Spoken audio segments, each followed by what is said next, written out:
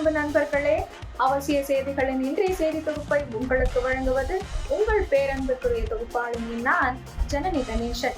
இன்றைய முக்கிய செய்திகளின் தொகுப்பை பார்க்கலாம்.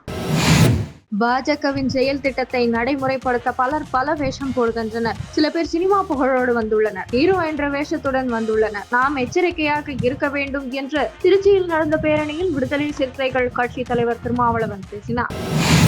மத்திய அரசு திட்டங்களுக்கெல்லாம் இதுபோன்ற நாச்சியப்பன் கடையில் திமுகவின் பெயரை பொறித்து மக்களை ஏமாற்றி வந்தது இனியும் நடக்காது என்று தமிழக பாஜக முன்னாள் தலைவர் அண்ணாமலை கூறியுள்ளார். பிரதமர் வீடு வழங்கும் திட்டம், பிரதமர் மீன்வள திட்டம், உயிர் நீர் என பிரதமரின் பெயரையும் ஸ்டிக்கரில் பிரதமரின் முகத்தையும் தாங்கி செயல்படுத்தப்படும் திட்டங்களுக்கெல்லாம் அவர்களை காட்டிலும் அதிகமாக படியளப்பது மாநில அரசுதான் என்று முதல்வர் ஸ்டாலின் சமூக வலைதளத்தில் பதிவிட்டிருந்தார். மேலும் படையப்பா பட காமெடி போல மாப்பிள்ளை அவர்தான், ஆனால் அவர் போட்டிருக்கும் சட்டை என்னுடையது என்ற காமெடியை நினைவுபடுத்தி இருந்தார்.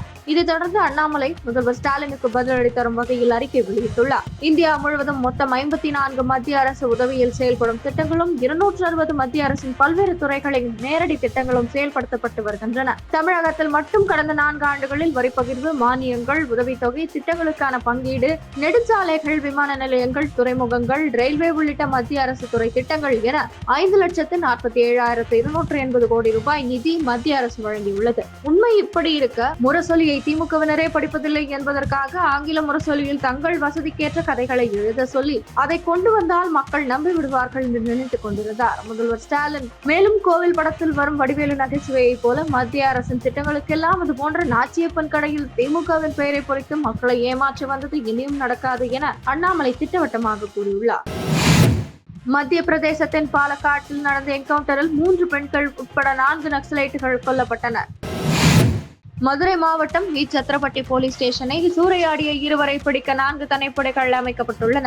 மதுரை மாவட்டத்தில் அமைந்துள்ளது வி சத்திரப்பட்டி போலீஸ் ஸ்டேஷன். இங்கு நேற்று இரவு ஏட்டு பால்பாண்டி என்பவர் மட்டும் பணியில் இருந்துள்ளார். அப்போது அடையாளம் தெரியாத நபர்கள் அத்துமீறி ஸ்டேஷனுக்குள் நுழைந்தனர். அங்கிருந்து போலீஸ் ஏட்டுவிடம் வாக்குவாதம் செய்தவர்கள் பொருட்களை அடித்து நொறுக்கி சூறையாடினர். இதில் கம்ப்யூட்டர் உள்ளிட்ட பொருட்கள் நாசமாகின. போலீஸ் ஏட்டை அறைக்குள் வைத்து வெளியில் தாழிட்டு அவர்கள் அங்கிருந்து தப்பி சென்றனர். இந்த சம்பவம் பற்றி தகவல் பரவியதும் பெரும் பரபரப்பை ஏற்பட்டது. போலீஸ் உயரதிகாரிகள் அங்கு சென்று விசாரணை நடத்தினர். இதில் போலீஸ் ஸ்டேஷனை சூறையாடியது வி சத்திரப்பட்டியை சேர்ந்த முத்துவேல் மகன் பிரபாகரன் மற்றும் அவரது நண்பர் என்று தெரிய வந்தது. பிரபாகரன் தந்தை முத்துவேல் என்பவரை போலீசார் விசாரணைக்கு அழைத்து சென்று விட்டதாக தவறாக கருதி இந்த செயலில் ஈடுபட்டது விசாரணையில் தெரிய வந்தது. சம்பந்தப்பட்ட நபர்களை கைது செய்வதற்காக உசிலம்பட்டி டிஎஸ்பி தலைமையில் 4 தனிப்படைகள் அமைக்கப்பட்டுள்ளன. உதயகுமார் கைது. போலீஸ் ஸ்டேஷன் சூறையாடப்பட்ட சம்பவம் பற்றிய தகவல் அறிந்த முன்னாள் அமைச்சர் உதயகுமார் நேரில் சென்றார். அவரை போலீஸ் ஸ்டேஷனுக்குள் போலீசார் அனுமதிக்க மறுத்தனர். எந்த தகவல் தெரிவிக்க மறுத்த போலீசார் உதயகுமாரையும் அவருடன் வந்தவர்களையும் கைது செய்தனர். போலீஸ் ஸ்டேஷனை பார்வையிட வந்த முன்னாள் அமைச்சர் மற்றும் உள்ளூர் எம்எல்ஏ கைது செய்யப்பட்டதற்கு பல்வேறு அரசியல் கட்சியினரும் கண்டனம் தெரிவித்துள்ளனர். போலீஸ் ஸ்டேஷன் சூறையாடப்பட்ட விவகாரத்தில் அங்கு சென்று பார்வையிட சென்ற தமிழக சட்டமன்ற எதிர்க்கட்சி துணைத் தலைவர் ஆர். பி. உதயகுமார் கைது செய்யப்பட்டதற்கு தமிழக பாஜக தலைவர் நயினார் நாகேந்திரன் கண்டனம் தெரிவித்துள்ளார். நீட் தேர்வில் முதல் 100 இடங்களில் 6 தமிழக மாணவர்கள் இடம்பெற்று அசத்தியுள்ளனர். இளநிலை மருத்துவ படிப்புகளுக்கான நீட் தேர்வு முடிவுகள் தேசிய தேர்வுகள் முகமையால் இன்று வெளியிடப்பட்டது. நாடு முழுவதும் 22,09,318 மாணவர்கள் நீட் தேர்வு எழுதியதில் 12,36,531 மாணவர்கள் தகுதி மதிப்பெண்களை பெற்றுள்ளனர். திருநெல்வேலி மாவட்டத்தில் உள்ள புஷ்பலதா பள்ளி மாணவர் சூரியநாராயணன் 665 மதிப்பெண் பெற்று மாநில அளவில் முதலிடமும் தேசிய அளவில் 27வது இடமும் பிடித்துள்ளார். தேசிய அளவில் அபினத் நாகராஜன் 50வது இடமும், புகழேந்தி 61வது இடமும், கிருத்திக் 63வது இடமும், ராகேஷ் 78வது இடமும், பிரஜன் ஸ்ரீவாரி 88வது இடமும் பெற்றுள்ளனர். திமுக உள்ளிட்ட கட்சிகள் மேற்கொண்டு வரும் நீட் தேர்வுக்கு எதிரான பொய் பிரச்சாரங்களை உடைத்து ஒவ்வொரு ஆண்டும் தமிழக மாணவர்கள் நீட் தேர்வில் சாதித்துக் கொண்டிருப்பது பெருமைக்குரியது என தமிழக பாஜக முன்னாள் தலைவர் அண்ணாமலை கூறியுள்ளார். மேலும் திமுக அரசு இனியாவது தனது பொய் பிரச்சாரங்களை நிறுத்திவிட்டு அரசு மருத்துவக் கல்லூரிகளின் அடிப்படை வசதிகளை மேம்படுத்துவதில் கவனம் செலுத்த வேண்டும் என வலியுறுத்தியுள்ளார்.